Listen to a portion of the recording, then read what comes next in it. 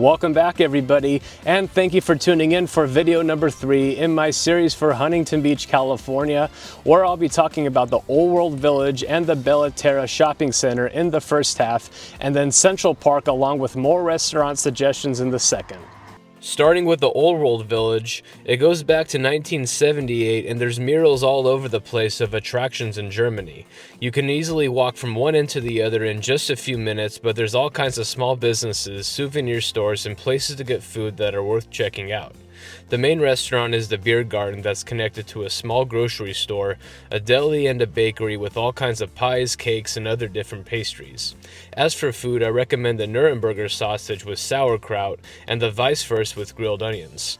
There's a small outdoor patio, and behind there is a huge area for live music and special occasions throughout the year. Probably their most popular is their Oktoberfest from the end of September to the beginning of November. There's a dance floor with live music, as well as many food stands and even girls going around offering shots. They even have giant pretzels, strudels, and many other pastries. There's souvenir stands that have hats, beer mugs, and all kinds of other cool stuff, and I suggest to buy and reserve your tickets online. Old World also occasionally has a small arts and crafts market for a few hours that's worth checking out and has all kinds of different merchandise from small businesses. Every now and then there's also wiener dog races that run a short distance and attract large crowds of people. There's a small fee to get in, but for more information and scheduling between both the dog races and the outdoor markets, you can find the link in my description area. Having said that this is a German village, it has a Turkish coffee shop called the Coffee Tale with some good designs and a good amount of pastries, including the baklava that I had with an organic Turkish coffee, and you should also try their blueberry matcha latte. Then there's a British tea house called Pamela's Tea Room that's very stylish with a pretty neat set of teapots and teacups. I suggest ordering the Pam's Cream Tea combo, which are 2 scones served with any kind of tea. Then there's an American place called Grinders with lots of skateboard decor and has great cheeseburgers and milkshakes.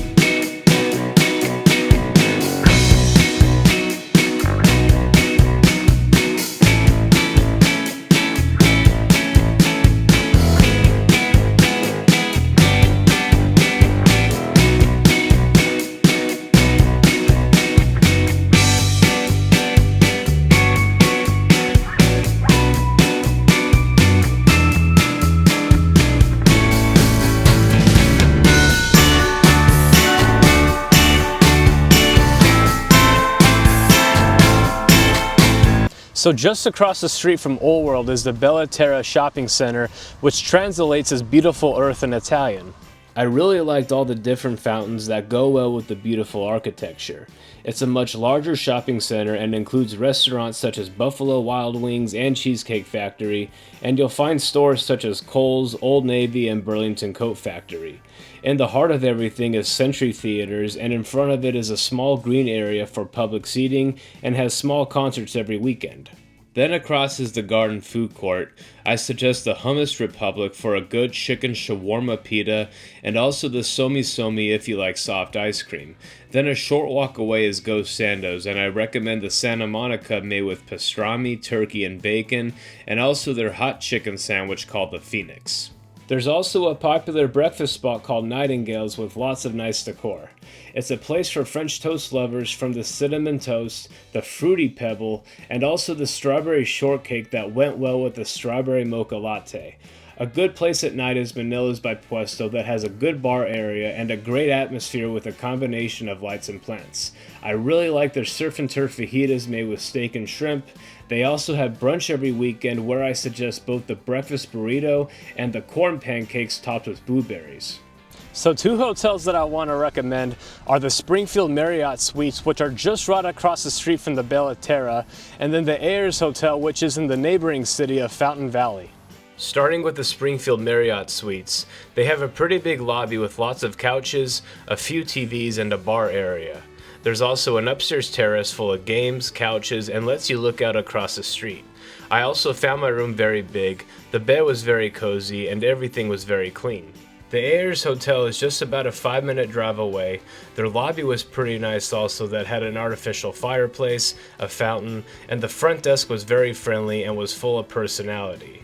Then there's the restaurant that has free breakfast in the morning. Out back is a courtyard with a fire pit, and then behind there is the pool area with a jacuzzi. I also found the rooms very clean, average size, and felt like I got my money's worth.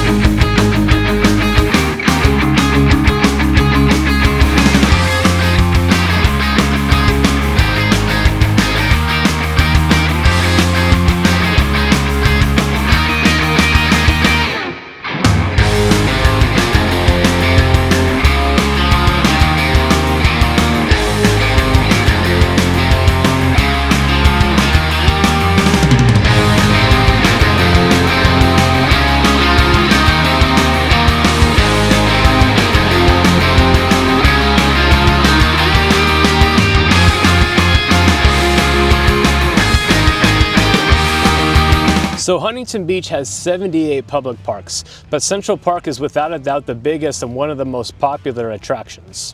There's different lakes to check out and lots of green space with picnic tables. It's very clean, very safe, and very alive with people walking their dogs, going bike riding, families getting together, and you'll come across lots of ducks and other different birds. There's different areas with lots of walking trails. The ones at the Shipley Nature Center have some redwood trees, which are the tallest trees in the world that have been around for 240 million years. Then a short walk away, there's a Native American hut replica in case you're interested. In the heart of Central Park is the Secret Garden, which is worth a good 10 minutes to check out and seeing all the different flowers. On the other side of Central Park is the urban forest that has more walking trails that allow you to get some good views of one of the lakes and the horses at the equestrian center. I also think the Central Park Library is worth checking out for a few minutes, especially the 4 fountains right when you walk in, and there's study areas offering different views. If you're looking for something to eat, there's the Park Bench Cafe that's popular for their tuna melt with avocado, and there's also Catherine's Lakeview Cafe that has some really good cinnamon roll French toast. The park also has special events every year, such as the Civil War Days during Labor Day weekend and the Revolutionary Days in early March that are funded by the Huntington Beach Historical Society. They both go on for 2 days where they demonstrate and reenact battles that happen twice a day and feature important events with famous presidents and other important people. You can watch cannons and rifles being fired, and they even had cavalry for the Civil War battles. Before and between battles, you can watch weapons inspections and see them walk in marching formations, and I even witnessed a sword fighting demonstration at the Revolutionary Days. There's 2 camping grounds that you can walk through where the volunteers actually spend the night and even make small campfires. Many of the tents let you experience what the living conditions were like. You'll come across a few with small kitchens, watch people cook, and even learn how laundry was done. There were blacksmith shops where you can watch items being made, classrooms on what school is like for children, taverns and pubs for the soldiers, lounges full of women doing their hair, and during the Civil War days I even came across a tent that had a small gambling table. There were also plenty of souvenir tents that had rifles, guns, swords, knives, and had all kinds of other cool antiques. And after all that I mentioned, I still wasn't able to witness everything or get everything on film, but I do have the link in my description if you want to know more. If you like history, I also believe the Newland House is worth exploring, which is just a short drive from Central Park. It was built in 1898 and is now used by the Huntington Beach Historical Society and is open on selected weekends to give tours that last for about 20 minutes for just $2. There's no way I can mention the other 77 parks all over the city, but one that stands out is Overlook Park if you want some views of the Bolsa Chica wetlands and the coastline, and I recommend to try to come back at sunset, where I watched one set directly over the Palos Verdes Peninsula. Then a park with some history behind it is Discovery Well Park, which is just a short drive away at the site of the first oil strike from 1920. Last but not least are some more restaurant suggestions, and the first that I want to mention that gives you huge portions is a place called Mama's. They're very popular for their chicken and waffles, their bacon biscuits and gravy with scrambled eggs, and the monster burger that has bacon, pulled pork, and onion rings. There's an Italian restaurant called Bocce that had murals of different places in Italy and had a band playing the night I was there. I really enjoyed the veal marsala, and they have really good pesto gnocchi. Then there's the Mona Lisa Cucina that's popular for the rigatoni con petita pollo, the rigatoni alla vodka, and they have really good tiramisu. A good Mexican place is Dos Amigos that has lots of nice decorations. They have really good carne asada fries, and they have really good pollo asado and carne asada street-sized tacos. If you like hand-rolled sushi, I suggest the Roll restaurant where I had the crab roll, and I also suggest their lobster. If you want something more for takeout, try to stop by Normita's that has really good fish tacos. Then there's another sandwich spot called Subculture where I got a sandwich called the Subculture made with turkey, basil, pesto, and avocado. I also like going to the Northside Grill that has some really fun atmosphere, lots of style, and it's a good place for a breakfast burrito.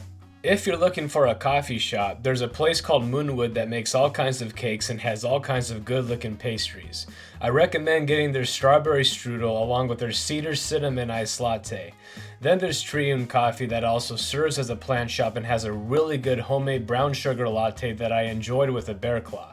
Thirdly, there's Coffee Nature where I had their lavender latte with an almond croissant. If you like dessert, I was really impressed with Duck Donuts that had shells full of rubber duckies and has all kinds of donut top milkshakes.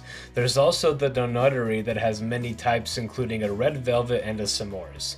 Then there's another place called Monster Muffins where I got a coffee cake one day, and then I also got the mini version of the double chocolate and the red velvet cream cheese. So this is the end for my third video, and in my next and final one we'll be back on the coast in the community of Sunset Beach, the different areas of the harbor, and the different trails of the Bolsa Chica wetlands. Thank you for watching and stay tuned for just one more video.